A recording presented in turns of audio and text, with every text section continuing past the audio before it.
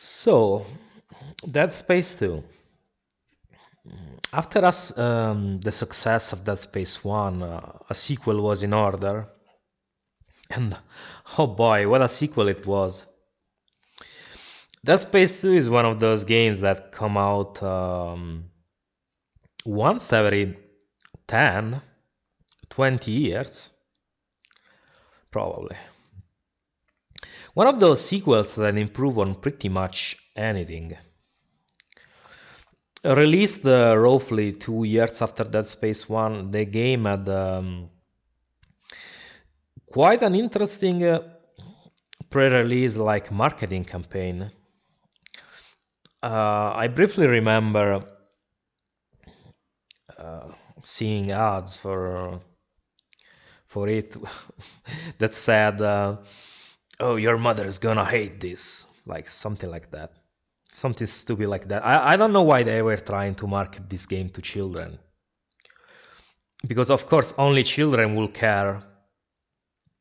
Sorry, only mothers will care about what their children are playing. So, because grown-ass men definitely don't have mothers that berate them for in regards to what they play.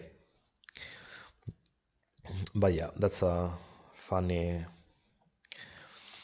anecdote. But yeah, same with the mini game. There was a mini game that starts the guy who wakes you up at the beginning. You know, the guy that dies immediately for shock value. Story wise, Dead Space 2 takes place 3 years after Dead Space 1. Isaac wakes up inside a medical facility on a space station called the Sprawl, orbiting Saturn. He has no recollection of how he got there, but it is soon revealed that he was found drifting in his shuttle, probably still hallucinating, like he does at the end of the Space One. He probably remains there until they find him. Now he finds himself surrounded by the same horror that's he survived from on the Ishimura, another necromorph outbreak. It will turn out that it's Tideman, the governor of the Sprawl. Governor. It's director, governor. How do you want to call him? That brought him to the station, so he could build a marker through the codes that are stored in his head. Because you see, when markers fuck you up mentally, if you are smart, they will imprint you with their signal. And that will allow you to store instructions. Will allow the marker to store instructions to build new markers in your head. And meanwhile, if you're just a regular peasant with a room temperature IQ, you'll just become a schizo and become very violent. Yeah, that's the unofficial version, but yeah, that's how it works. The marker doesn't like you if you're stupid. So Isaac is obviously the former because he's an engineer, so he has to be smart somewhat to be an engineer. So him and other patients possibly affected by the marker signal were being used to build new markers. And this is pretty much the incipit of the game, of the story, of the plot of the Space 2. Now, when it comes to gameplay, the basics are mostly the same, except there are three big overall changes. They are quite big, I have to say. Now, Kinesis can be used offensively. In the first one, I think you could already influence enemies by throwing stuff at them. Like if you threw some objects uh, to their face, they will fall on their ass. But I don't think you could do anything more than that. And it wasn't consistent either. And there was no damage reported, I think, either when you hit them with the objects in the first one. Here in Dead Space 2 you can straight up impale enemies with their own limbs, or you can just throw other objects to them, and each objects you throw at them, they will receive some damage. Because I have killed like necromorphs by throwing them like background objects over and over. So even if it's a small percentage, you'll be able to damage them. Second big difference, the 0G gravity sections now allow you to float around the place, allowing for more fluid exploration and different gameplay situations in those sections. Also, Isaac is more snappy to control now, to allow for a more effective defense and offense against the increased numbers of necromorphs you'll face. Because yeah, you'll be facing a small army in this game. They'll throw so many enemies at you on max difficulty. So they had to make you like able to stand against them. So they removed the clunkiness that Isaac had to his movement in the first one. And yeah, the game feels pretty good to control. The movement is fluid and reactive. It's a real joy to control this game. Your arsenal from Dead Space 1 returns with some new weapons as well. The new weapons are okay for the most part. There are a few that are kind of useless, honestly. I don't think I ever used them. Like the nail gun. Or the mine gun too. I never used it. My favorite two new additions are the javelin gun, which is very beefy, and it shoots javelins. What a surprise, I know. And the Seeker rifle, which is pretty much a sniper rifle. And some of the other weapons, alt fires, also got changed too. They were repurposed. For example, the pulse rifle. In the first one, had like a weird like zoning function that I've never used, I think. But here they just gave it like a normal grenade, like your usual assault rifle that has a grenade launcher. Yeah, that kind of things. The upgrade system still works pretty much the same. You use nodes to power up your rig, weapons, and stasis.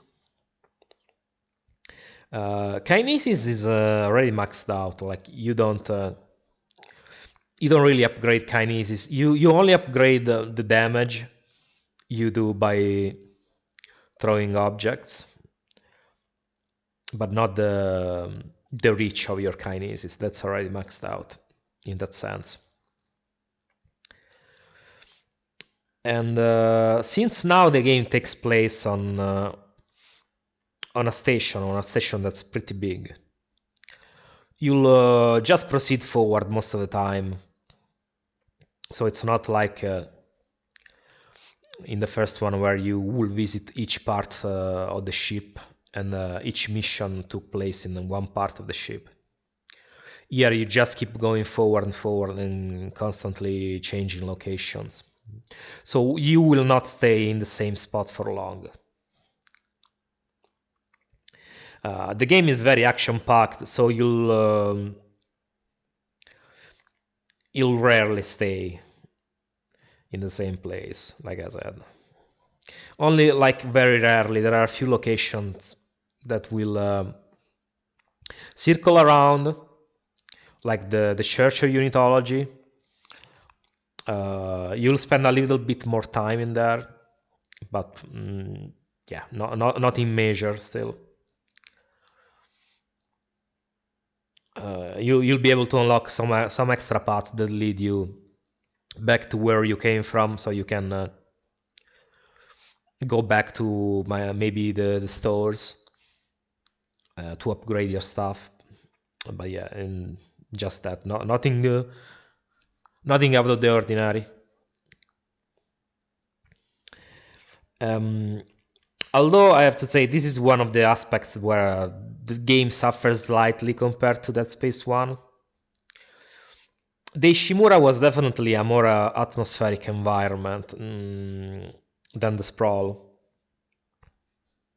On the plus side, though, you'll get to briefly return on the Ishimura itself, in what is arguably the best segment in the game. Like, I personally love when a game lets me revisit a location, especially an iconic location like the Ishimura from a previous entry. It's just something I really like. And now the enemies, which are pretty much the same, with some little additions here and there to the roster. My favorite newcomers are the Raptors, because they keep you on your toes and provide for a nice variation in challenge. They're kind of easy though to to regulate. You just need to be mindful of where they're coming from, and not leave any uncovered like spots to your strategy, to your combat strategy, because if you let them flank you, they'll decimate you. So possibly keep only one way in front of you from where they can come at you, and you'll deal with them very easily. There's also like, this game has, for some reason, has an obsession with the child enemies, because they added both toddler enemies and newborn enemies. So yeah, that's there's this theme, because in Dead Space 1 there were already newborn necromorphs, those little bastards with all the tentacles, but here they also made babies with which are pretty much little time bombs that will try to come at you and explode. And the toddlers too, of course, like I said.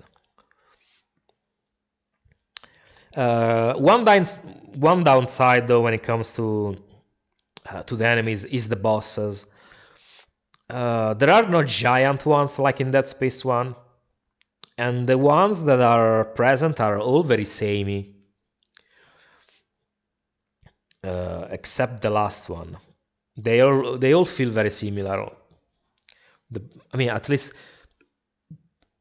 I call them bosses, even though maybe they are not bosses, because it's just the same tripod, which is a new enemy, which is a slightly bigger than normal necromorph. Most of the boss fights are just tripods, or groups of tripods. So the boss fights are kind of underwhelming. definitely. This could be one point of improvement if they ever make a remake. If I ever do a remake. Definitely big step down from Dead Space 1, in my opinion. Another issue is the cutscenes. They feel too over the top and in some cases dumb. Because Isaac gets to have so much plot armor in them. It's so like they feel so stupid. And in general, too, Isaac feels more like Iron Man in this game than a simple engineer with all the flying around and action scenes he does. Like he barely seems like a nerd. Like he was in the first movie. In the first game, sorry. Yeah, like you can tell the devs watched the Iron Man movies, and in fact, when this game came out, the Iron Man movies were pretty popular. As the story progresses, you'll team up with Stross, which is another patient affected by the marker signal, and Ellie, which is a pilot, which is a heavy class pilot that was working on Titan Station. That's the only survivor from her team. And little parentheses, like I've already said in my video about female characters. Ellie, yeah, is one of my favorite female characters, probably, of the last 20 years in games, because she feels like a genuine character, like someone you could actually like talk to, relate to in real life. And she's not snobby or bitchy or anything. She's just a genuine character that wants to get out and is feeling. She wants to get out of the situation, of course, and is feeling remorse because her friends died to trying to protect her. And yeah, definitely one of the best female characters, which sucks because they'll proceed to ruin her in the sequel, but I don't talk about that, at least not right now.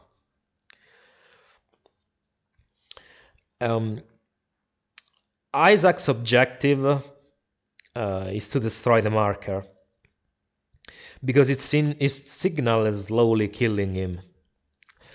But he needs Strauss to tell him how. The problem is that Strauss is also a murderer.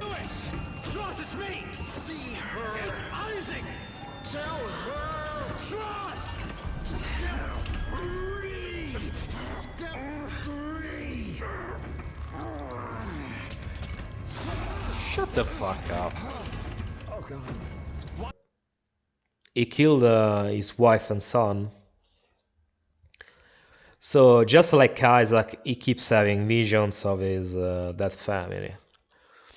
Meanwhile, Isaac will have to deal with the hallucinations of Nicole throughout the game. Hallucinations that will try to leverage his guilt for Nicole's death due to the fact that it was Isaac himself who pushed Nicole to enlist on the Ishimura, so he feels responsible. At some point, Strauss will snap and will try to kill Ellie. Oh God. Ellie! Step 3. Ellie. You owe me an eye, you bastard! Yeah, she's right. First, and then later on Isaac. That will kill him in self-defense. After that, they manage to reach the the government sector where the marker is located. And Isaac will put Ellie into safety by letting her go and staying behind to destroy the marker. And Ellie doesn't take this well because she can't stand to see another person die because of her.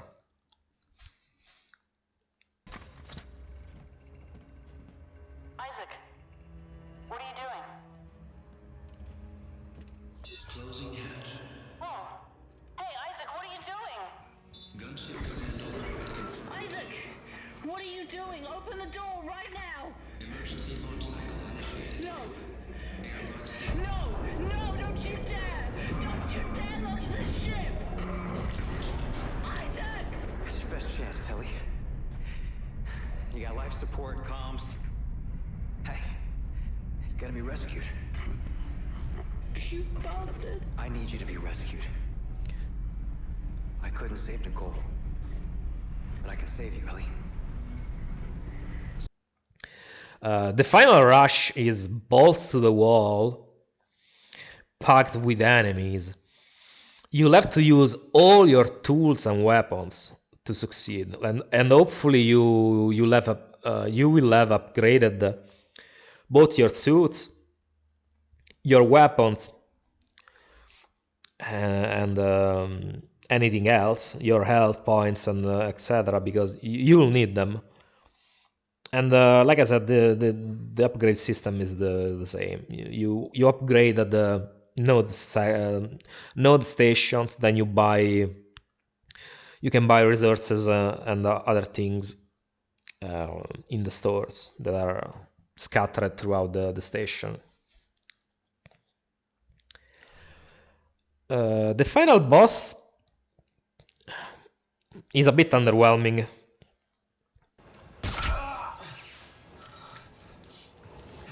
He became Two-Face. I won't let you throw all this away.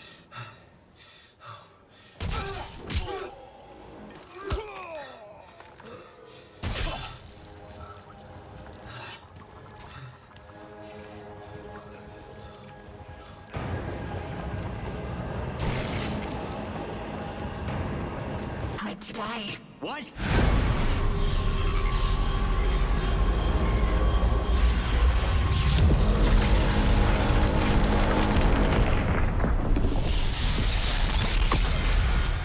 Yours is the last body we need to be reborn. The Makers must be absorbed. The Makers? You mean me?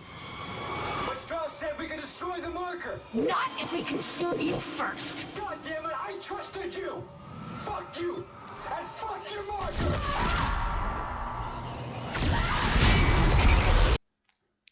But it's definitely a bit better than some of the rest you'll face. It's definitely inferior to the hive mind in the first one, in my opinion. But it kind of makes sense, I guess, because you're having a mental battle with the marker. So they could have done it a bit better, but what can you do?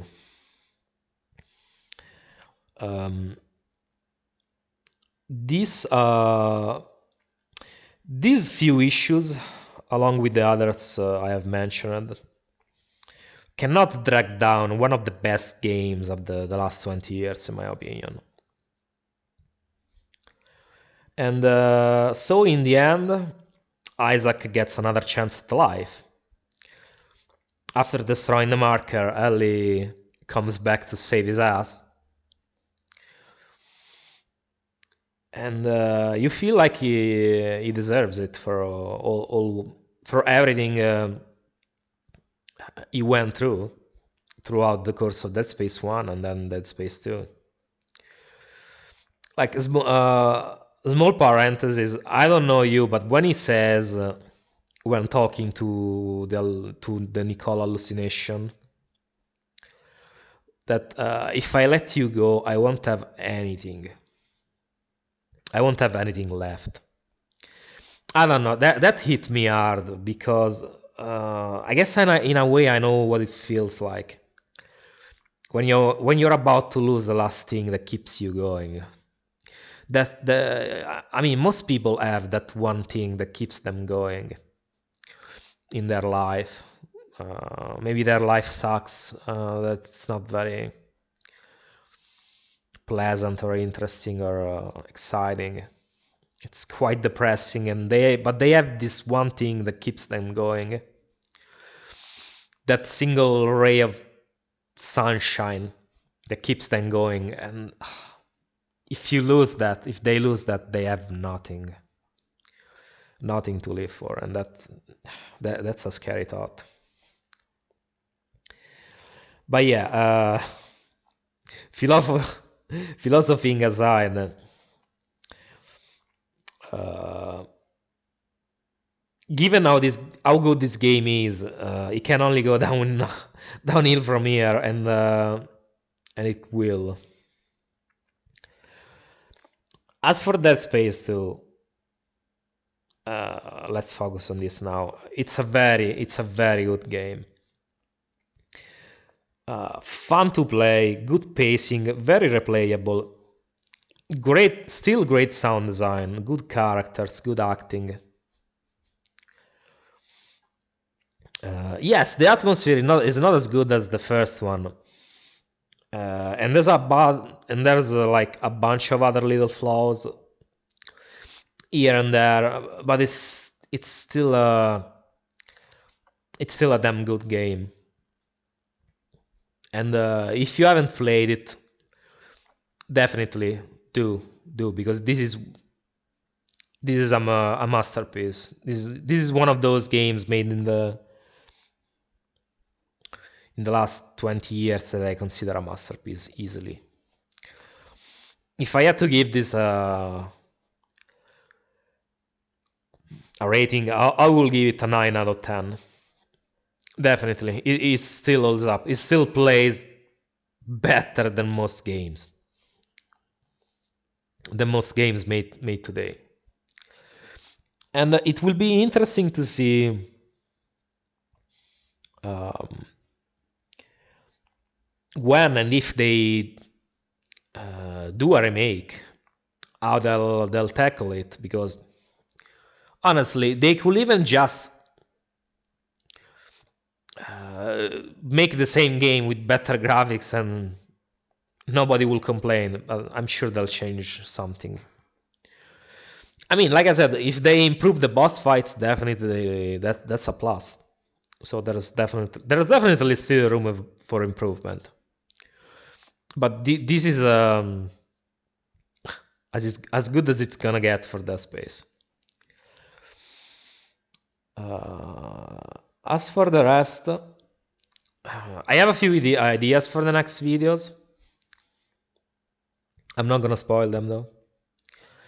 Dead Space 3, I don't know honestly if I'll review it. At least right now, because I don't know. I don't feel like replaying Dead Space 3. It's it it's a depressing game, and I don't feel like playing something depressing at the moment. So we'll see in the future. But yeah, an interesting side note. I think it's interesting how this how Isaac's personal like path in terms of feeling goes along very similar to another character that is also a protagonist in another horror game, which is Rick from Splatterhouse. Because in the first game he doesn't manage to save his girlfriend. His girlfriend dies in the first game, and he'll feel guilty until he'll go back to save her. And yeah, he gets another chance at happiness, like Isaac does, and it's an interesting parallel, I think. And I think they, honestly, if I had to give my thoughts on what they should have done with Dead Space 3, I think they could have concluded Isaac's arc on Dead Space 2, in my opinion, and let other people handle Dead Space 3, because this guy has already been through enough. So having forcing him to go through the entirety of Dead Space 3, yeah, I don't envy him. But yeah, this is it for Dead Space 2, and let me know what you think. If you played it and you like it, what do you think about it? And yeah, I'll see you on the next video, and thank you for the supports and all the comments you've been doing, you've been writing. It makes me happy. So thank you for everything, and see you on the next video. Bye bye.